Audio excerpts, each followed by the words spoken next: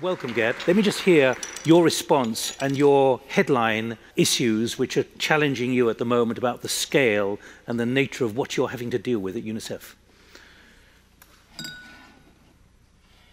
Thank you. Thanks so much, Nick, and thank you so much for having me here this morning. Maybe very important what I want to bring to this discussion is the children's perspective. I think it is critical for all of us to know that when we talk about millions migrating, that a very important part of these millions are indeed children. When we talk about today's refugee population across the globe, know that more than half of today's refugees are children, and therefore the children's perspective, how naive it may sound, is a perspective that in this discussion cannot be ignored. I even hope that the children's perspective may be offering some common ground to come to a constructive way forward to some of the tough questions we have to ask ourselves. But do you believe it is ignored at the moment? I very much think it is indeed ignored. Now, just zooming in into the region of the Middle East and Northern Africa today, know that close to 1/3 of the children living in this part of the world are affected by conflict. And that's part of the discussion probably, but all the political readings of this part of the world is that the situation in the Middle East and Northern Africa is not going to improve in the years to come. The situation will further deteriorate, and we will see further migration, and we will see more children affected of that. For the moment, Syria, we still have 5.3 million children. That's half of Syrian's child population who are living uprooted.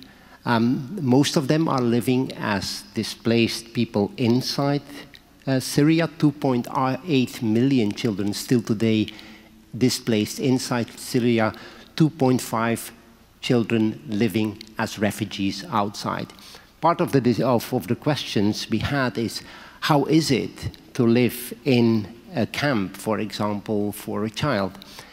Maybe just very quickly, despite the incredible efforts that are done on a day-to-day basis by host governments, and let me emphasize that, despite the incredible efforts of the entire humanitarian community, we need all to accept that we are not able to meet some of the basic needs of children in these camps.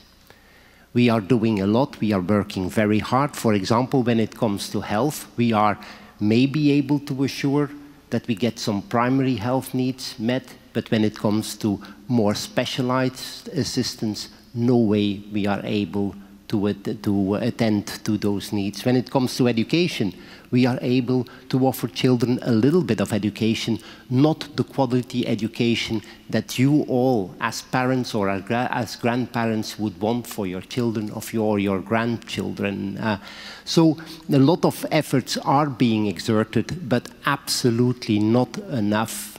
So the camp can never be a solution for these children. And I will end, Nick and colleagues, maybe just by highlighting that when we look into the migration, into the refugee issues from a children's perspective, that nowadays only a very small part is ending up in camps. A majority of children are ending up indeed in communities who are then very often themselves extremely vulnerable and therefore put an additional huge burden, and a burden we need to collectively think about.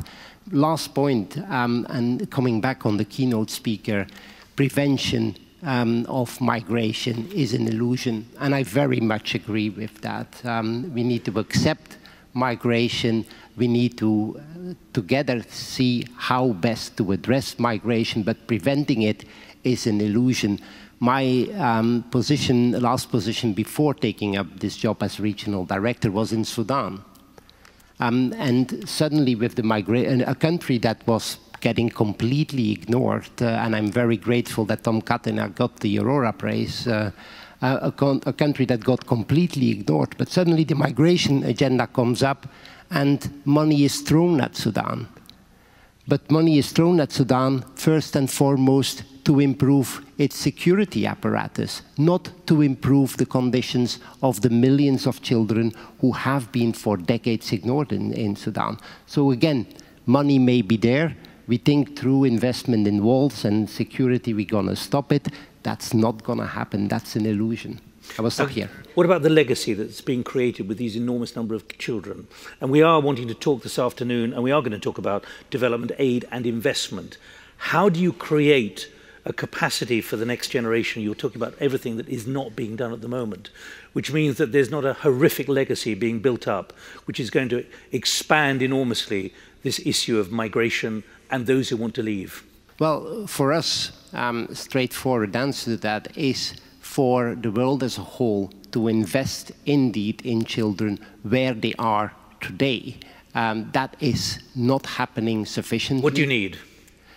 Education is a first and most critical investment to make, ensuring that children have the education that every single parent wants for her or his child.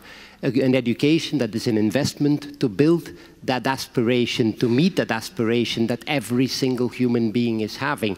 Unfortunately, that investment is not happening. But what about the creation of a hangover of disillusionment when they get to their teens and their adolescence and they see what else is going on? They're connected on a mobile phone, on a solar cell. They can see what's happening. They've got the education, but they can't do anything more. That's the connection. The education is from more perspective, indeed, but it needs to be education leading to something. That's indeed where the labor market needs to come in, where we need to get employment for young people available. Also, again, first and foremost in the countries where they are currently living. Very critical indeed. And quickly, what are you seeing in terms of the real pressure points still, quite apart from what's happening in Syria, but the pressures particularly on Europe from North Africa and through the Middle East? I think the pressure is not at all upon Europe. When you see the migration issues for the moment in my part of the region, the pressure is upon the neighboring countries where people are coming from. Honestly, when you bring in the global perspective, thinking that all the pressure is upon Europe, honestly, I think we get our picture wrong. All right, fine. Again, there's the address up there if you want to just drop a note or an idea or a thought or a comment as you're listening. Stick around if you can, Mary, because you've got important data from a conference which has just concluded in Mexico about the way the world is trying to react rather than preempt the scale of the problem. Well, first of all, reflecting back when I was High Commissioner for Human Rights, which was from 1997 to 2002, the UN could not talk about migration. Yes, refugees, the Refugee Convention, not migration. It was too sensitive. What was formed at that time was the Intergovernmental Forum on Migration and Development, not under the UN, but outside. On the 19th of September 2016, because of the large flows of refugees and migrants globally, there was a special conference, special summit in the UN on refugees and migrants that mandated, if you like, said that there would be a global compact on each by the end of 2018, by probably about September 2018. The work on the global compact on refugees is going ahead quite well, I think. It's the global compact on migration that is much more complex. And there have been many meetings. There's a big stakeholder meeting in Mexico at the moment. And just at that meeting or before that meeting, the Trump administration said they were pulling out of the Global Compact on Migration, which is not good news, obviously, but it actually doesn't matter as much because, the Trump administration pulled out of Paris or said it was going to. It can't do it until November 2020, and nobody else is following. So I don't think anybody else in this Global Compact will follow the United States' bad example, because we know We have to manage this issue. And there is a draft text. It's quite weak. It's not bad on things like that all migrants have human rights, which is very important as an opener. And the gender dimensions are also being brought out, and children are highlighted as having special needs. But it will be a very hard negotiation as of January to get a reasonable, managed way of going forward on migration. My foundation, which focuses on climate justice, has been making the point, and it is included in the draft, that we also need to look at climate-displaced people.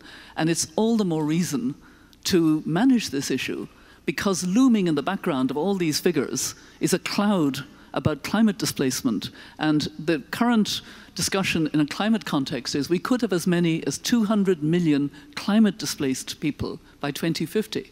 Which is 33 years' time.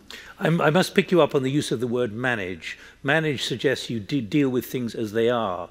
Is there an acceptance of the scale, the horrific scale of what's coming down the track or not? No, I think in talking about managing, it's managing the reality of the real scale and what's coming down the line. And I think that's why, for the first time, it's such a big issue of management that the UN has been asked to give a leadership in it. In other words, member states who have treasured their right to refuse entry and have, for migrants, you can stop any migrant coming in. I'm not talking about the Refugee Convention, have now realized that we have to manage this better. I mean, look at even what's happening in Europe.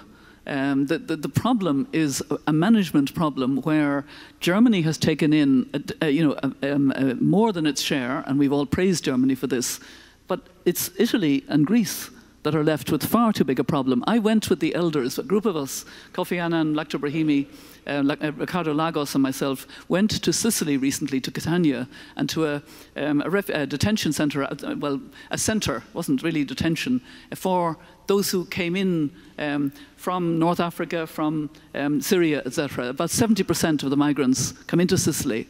They were well looked after in the sense it's a former army base. So, not tents, proper accommodation, and the food was adequate, more than adequate.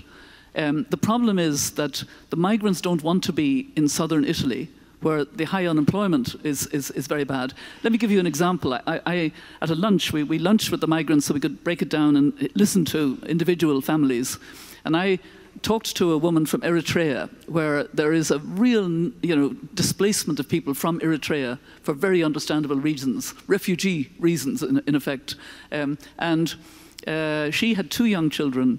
She didn't want to be in Italy. The centre doesn't hold them they're allowed to move in and out. And she left to go to Switzerland first of all, and then to Germany. When she was found, she was sent back from Germany to Switzerland, and from Switzerland to Italy, because that's where she was fingerprinted. And that's where she has to, that's the point of first entry. And her husband had gone earlier and had got as far as France, and she was trying to join him, but she couldn't. And I could see in her face, complete helplessness and hopelessness, even though she was in a place where she was relatively secure. Let me pick up with Geert, because it's now the witching hour when you have to leave, but you're still sitting there, which is good news. You are a United Nations employee, but when we hear Mary talk about the United Nations and the view that the United Nations is going to take, what we're seeing is sovereign countries taking often very different views. How much is there now a disconnect between the interests of the multinational community within the United Nations and the real practical issues that you're facing on the ground? Because one of the questions I've got here is from Salpi Gazarin from the University of Southern California. When do those facts and attitudes, how can you correlate facts and attitudes are hardening in so many countries? I think, and I hope Mary will agree with me, looking at the UN to sort this out is another illusion. The UN cannot sort it out if its member states take not first and foremost their responsibility. We look at the UN as the institution that's going to solve. The UN is a member states institution, and the UN will do what its member states want it to do. So from a humanitarian perspective, the UN can alleviate, can do as much as it can, but ultimately expecting the UN to sort it out, that's not possible. That will remain the responsibility and should remain the responsibility of the member states. And is that becoming an even tougher challenge for you? That's absolutely a tougher challenge, but not only around the migration agenda. I would say for anything we are currently doing today in terms of humanitarian assistance, development assistance, if I see how that is growingly dominated by internal political agendas, how that makes the delivery of even life-saving assistance to the most vulnerable across this globe nearly impossible, I think we are entering into an era that we all collectively will have to make some really deep reflections on where all of this is leading to, and not just for the migration agenda. Mary, please come in. I just wanted to reflect on, I've just come from Poland, from Warsaw here. I was taking part in an event in Warsaw with Lawrence Tubiana, climate linked. But what was clear was there is an actual aversion to those who want to come into into Poland. Absolute aversion. Nobody wants them at all. You know, it's a really frightening mood at the moment, and I think the same is true of Hungary. How did we get to this stage? I mean, have people forgotten their history completely? I mean, it's something that really startled me when it was quite clear, and it was something that is clearly going to be reflected in elections. Elections are coming up, local elections, etc., and they're all very fearful. The people I was with are very fearful that it's going to get worse, not better. Geert is still sitting there. I'm going to ask you about, as you no longer have a contract with the United Nations. No, I'm going to ask Mary, in your presence. You don't have a contract with the United Nations as High Commissioner. I'm free. You're free, yeah. But that means you can pick up at a point, looking to the UN to sort it out is an illusion. Well, I do agree with Geert. It all depends on the political will of member states, and it's not helpful that a large country that should be taking more responsibility and has a very bad approach at the federal level now with President Trump has pulled out deliberately out of this process. This process is a way of encouraging more political will to manage the reality of the fact that this is a growing global problem and that it will become much more serious because of the drivers becoming more intensive. Unfortunately, we have a lot of conflict, but we are also going to have the driver of climate change in a very significant way. It's already happening, and there are climate displaced people all over the world. Barry, thanks. Who would like to come in at any point? When the microphone's on its way to you, Franz, let me just ask you, Matthias, about that question. What to do when the facts and attitudes are not correlated? In other words, there are facts which you've got, data, but the public don't see the data. They have those kind of emotions we've just heard from Mary from Warsaw. I saw them in Hungary and elsewhere in the past few days, which shocks much of this community. I have to say, I really don't know. I mean, I've thought about that question, obviously, and I really don't know. And Can you get data for that, for attitudes? We are working a lot on that, sort of what drives people's attitudes. But if we understand what drives them, like events that were ugly and involved refugees in Germany, it doesn't really help us to understand now how can we put this stuff into perspective, or how can we normalize that. Mary. And of course, we do have an issue, if I can just add that one. I mean, we think of ourselves as democracies.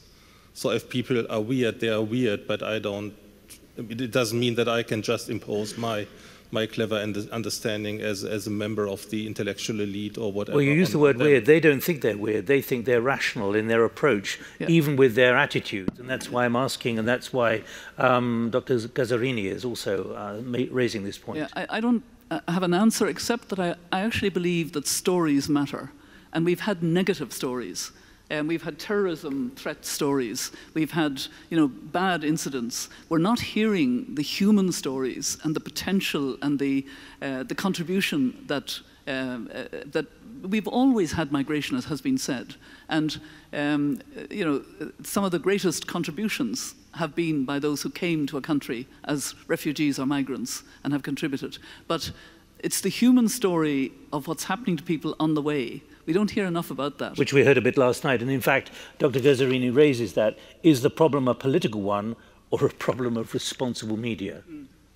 Yes, I think there is a burden or an onus on the media to cover more, as they are doing. I mean, there is more and more coverage because it is a human story. The courage, but also the barriers, and then the gender dimensions of those barriers, and the children that we've heard about. But it is a very human story, and we need more coverage of it. Okay, Franz Fischer. Well, I have a bit of problem with the statement that preventing migration is an illusion or is out of reality, because this is for me too one-sided. I mean, I fully agree that migration is even needed, to have zero migration is nonsense. But we should not forget that it would be very important to take action and prevent certain sources of migration. For example, take Syria. I mean, if you if you say the migrants, this is a reality and that's it, I think the real reality would be that we should try to stop the war in Syria. This would be the most important action. But we are where we are. And yeah, but and in addition, there are easier parts to be resolved. For example, the reason why in 2015 we had such an increase of refugees from that area, one of the main reasons was that America and Europe reduced the food aid program. And I think such forms of prevention are a good thing, and we should not ignore them. And in addition to that, I think the management of migration is really a very important issue, and I fully agree with Mr. Lücke on that. But it's especially when you, Mary, said the climate aspect and the displacement because of climate problems. Well, I think the most important reason why we are here together today is that we would like to discuss a plan and a concept how we can reduce the negative effects of climate.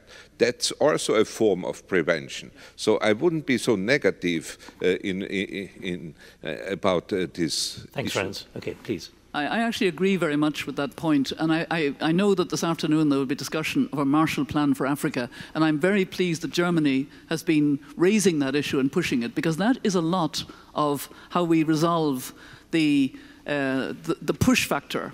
If you have no job, no hope, and it's either you get a gun or you get into drugs and make some money that way, the hopelessness is part of the problem. And so we need to, and also we do need to support much more those host countries around Syria in particular, the Lebanon, Jordan, Turkey, for the burden that they're carrying. And the fact that there's a sort of a failure, particularly at the European Union level, to have a solidarity of European endeavour about this. I mean, that needs to be rekindled fast. And we need much more of an actual burden sharing in European countries. And I include Ireland. We're not the worst, but we're not where we should be. And yeah. Can we talk about realpolitik? Bernard Kouchner, welcome, bienvenue. But you're lucky at the moment. You don't have any mandate as a foreign minister or a health minister or anything. But when you hear Geert say that looking to the UN to sort it out is an illusion, but also the challenge now of internal political agendas in every country. Well, thank you. I want to insist on what Mary said about human aspect of the problem. Because you know, and you see, yesterday we talked about with the Marshall Plan problem or perspective this afternoon. But look, so Germany accepted close to 1 million refugees. We, the French, 5,000, maybe 7. Exactly. And we are living in the same area called European Union. First, there is a political problem in between Europe. But the main problem is a human problem. Because meanwhile, we didn't accept, or some few thousand accept, accepted in my country, France, the country of human rights, it has been said. We discovered after that first, the people, they were aware about the human condition, human situation. And a lot of municipalities, organizations, foundations in my country, they prepare the welcome of the asylum seekers. There is a big difference, but we have to insist another time in between the economic migrants and the refugees, those who will be refugees after how many months? I mean, we have to go to the etc. Months and months and months. And we discovered that the people, they were ready to accept on the human aspect. Unfortunately, we discovered also that these migrants were Muslim people. And Muslim people, for the public opinion, part of the public opinion, it was a threat. And it was, of course, the reminding of Islamic State and Daesh and etc. So both human story and, of course, these people were living out the danger and the terror of Islamic State. That we were allies in a way. So it has been completely incorrectly presented to, I mean, from the politician, I'm talking about France, to the French population, and mainly the Catholic NGOs. They were not only ready, but they were disappointed in not receiving any people. They prepared their houses, they prepared the support, etc. So what should the politicians have done to ease this They problem? were absolutely frightened by the perspective of Front National and the rightist people. And of course, what happened in Germany is that the new party, the extremists, were coming to the parliament as the third party. So there is a heavy political problem. First, not solution, but problem is, of course, it's impossible to get a consensus in Europe for that problem. Poland, you said, they were not only strongly, but they are ready to fight. Hungary, they are ready to fight and to kill the refugees. So the minimum is to say there is a political problem in the European Union. And second, we have to let the people tell the story in the TV. The journalists who have presented the flood of refugees, like millions of people, not one by one, the story of one by one asylum seekers. Marguerite, do you want to come in? Do you want to come in at all, Mary, on this? All right, Marguerite, please, and then I'll get the microphone over there. Thank you. Bernard is speaking this afternoon as well. The microphone over here, please. Marguerite. Yes. Bienvenue. As an African mother, I can say that it's possible to prevent some migration. I am sure, perhaps it's a shame to speak about this, what happened in Libya for this moment, but we must look, for example, those young people who are in Libya. There is a solution. The solution is a politic. We must invite African politicians in this meeting, because those young people who flee their countries, it's possible to create jobs in their countries.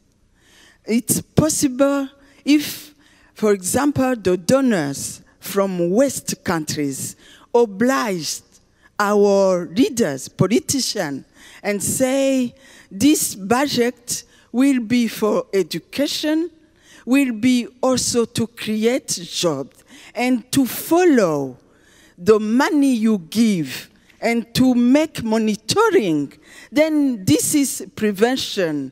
Then you will not see those young people in Libya to be sold like, how to say, it's a shame. Please. And I want to emphasize, when you give money in Africa, you give the money for the politician to follow this money and to oblige them. It's not, I don't know the word in English, sovereignty. Sovereignty. No, yes.